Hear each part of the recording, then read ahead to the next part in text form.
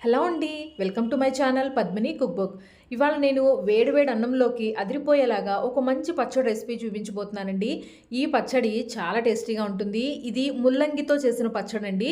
ముల్లంగి అలాగే ఇందులో కొద్దిగా ఉల్లిపాయలు వేసి ఇలా పచ్చడి చేసుకుని తింటే చాలా బాగుంటుంది. అలాగే ఆ ముల్లంగి పచ్చి స్మెల్ కూడా ఎక్కడా రాకుండా అందరికీ నచ్చేలాగా చాలా బాగుంటుందండి ఈ పచ్చడి. ఈ పచ్చడి మనం ఎలా తయారు చేసుకోవాలో చూద్దాము. దీనికోసం అయితే ముందుగా బాండీ పెట్టి అందులోకి ఒక 2 టేబుల్ స్పూన్ల దాకా ఆయిల్ వేసుకోవాలి. ఈ పచ్చడి నేను ఎండుమిర్చితో చేస్తున్నానండి. కరెక్ట్‌గా ఇక్కడ నేను 10 నుంచి 15 దాకా ఎండుమిర్చి తీసుకున్నాను. ఇక్కడ చూపించినట్టుగా ఒక కప్పు ముల్లంగికి గాను 10 నుంచి 15 దాకా ఎండుమిర్చిని తీసుకున్నాను.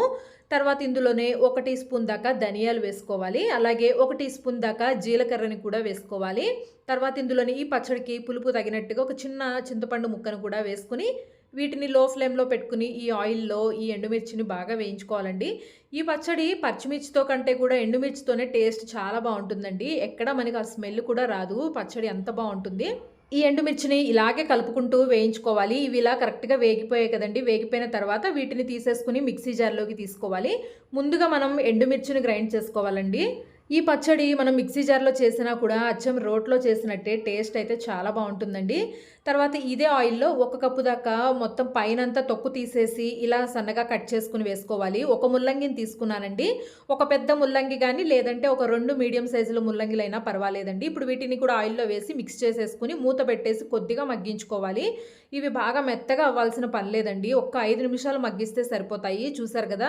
మనకి ఇవి అచ్చం బంగాళదుంప ముక్కల్లాగానే ఉన్నాయి చూడ్డానికి. ఇలా కొద్దిగా పైన ఫ్రై అయిపోతే సరిపోతుంది. మరీ ఎక్కువగా వేగక్కర్లేదండి. ఈ ముల్లంగి పచ్చడిలో ఇంకా టమాటాలు గాని ఇవేమీ యాడ్ చేయకూడదండి. ఇలా ఒక ముల్లంగి ఎండుమిర్చితో పచ్చడి చేసుకున్నారంటే టేస్ట్ అయితే చాలా బాగుంటుంది. ఈ ముక్కలు కూడా ఇలా వేగిపోయాయి కదా! స్టవ్ ఆఫ్ చేసుకుని చల్లారి పెట్టుకోవాలి. తర్వాత ఇందులో మనం ముందుగా వేయించి పెట్టుకున్న ఎండుమిర్చిలోకి రుచికి తగినట్టుగా ఉప్పును వేసేసుకోవాలి. ఇక్కడ నేను ఒక 2 టీ స్పూన్లు ఉప్పు వేసుకున్నాను. తర్వాత ఒక 10 వెల్లుల్లి రెబ్బలు కూడా వేసుకుని కొద్దిగా కచ్చాబచ్చాగా గ్రైండ్ చేసుకోవాలి. బాగా మెత్తగా పొడిలాగా అవసరం లేదండి. ఇక్కడ చూపించిన విధంగా ఇలా కచ్చాబచ్చాగా గ్రైండ్ చేసుకున్న తర్వాత మనం వేయించి పెట్టుకున్న ముల్లంగి ముక్కలు కూడా వేసేసుకోవాలి. ముల్లంగి ముక్కలు వేసిన తర్వాత కూడా బాగా ఎక్కువగా గ్రైండ్ చేయొద్దండి. లైట్‌గా కొద్దిగా అలా గ్రైండ్ చేసుకోవాలి. అంటే కచ్చాపచ్చాగా ఉండేలాగా గ్రైండ్ చేసుకోవాలి. ఇక్కడ నేను చూపించిన విధంగా ఇలా గ్రైండ్ చేసుకున్న దాంట్లోకి ఒక ఉల్లిపాయని ఇలా 4 భాగాలుగా కట్ చేసుకుని వేసుకోవాలి. ఉల్లిపాయ వేసిన తర్వాత కూడా ఉల్లిపాయ ముక్కలు మనకు అక్కడక్కడ కనిపించేలాగా గ్రైండ్ చేసుకోవాలి. తర్వాత ఇందులోకి పోపు కోసం స్టవ్ వెలిగించి బాండీ పెట్టుకుని అందులోనే ఒక 2 టీ స్పూన్ల దాకా ఆయిల్ వేసుకోవాలి. అందులోనే పోపు గింజలు మొత్తం వేసేసుకోవాలండి. కొద్దిగా పచ్చిశనగపప్పు, మినపప్పు, ఆవాలు, జీలకర్ర అలాగే కొద్దిగా ఇంగువ వేసుకుని ఈ పోపుని చక్కగా లో ఫ్లేమ్‌లో పెట్టుకుని వేయించుకోవాలి. నేను అదే బాండీలోనే వేసేసుకుంటున్నానండి పోపు. పోపంతా ఇలా వేగిపోయింది కదా! ఇప్పుడు స్టవ్ ఆఫ్ చేసేసిన తర్వాత కొద్దిగా కరివేపాకును వేసుకోవాలి. స్టవ్ ఆఫ్ చేసిన తర్వాత వేసుకుంటే మనకి కరివేపాకు బాగా వేగకుండా అలాగే కొద్దిగా పచ్చి పచ్చిగా బాగుంటుందండి తినటానికి. స్టవ్ ఆఫ్ చేసి వేసేసుకుని కరివేపాకు ముక్కల్ని కూడా బాగా కలుపుకున్న తర్వాత మనం గ్రైండ్ చేసుకున్న పచ్చడిని వేసుకోవాలి. ఈ పచ్చడిలో ఉల్లిపాయలు బాగా ఎక్కువగా గ్రైండ్ చేయలేదండి. చూసారు కదా! మనకి అక్కడక్కడ ఉల్లిపాయ ముక్కలు అలా తగులుతూ ఉంటే తినటానికి చాలా బాగుంటుంది. అచ్చం ఇది రోట్లో చేసిన పచ్చడి స్టైల్‌లోనే ఉంటుందండి.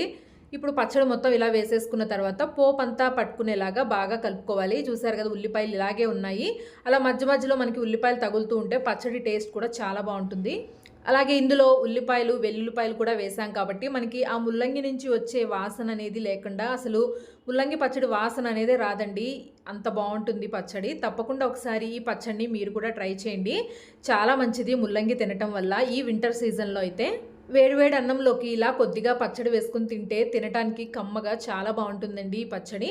ఈ వీడియో నచ్చినట్లయితే లైక్ చేయండి. Thanks for watching.